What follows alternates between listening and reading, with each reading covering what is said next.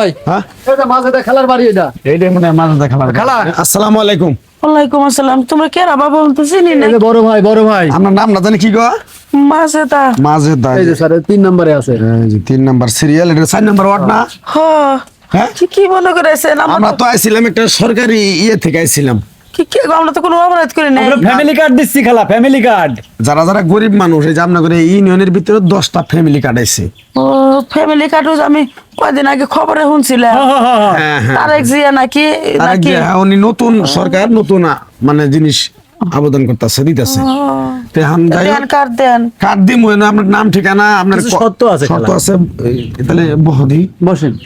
বাবার বসেন সত্যটা আমি বলি স্যার, বলো।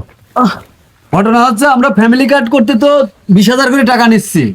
20,000 করে টিয়া। হ্যাঁ। তাহলে মাসে কি টিয়া পাবো না কবে?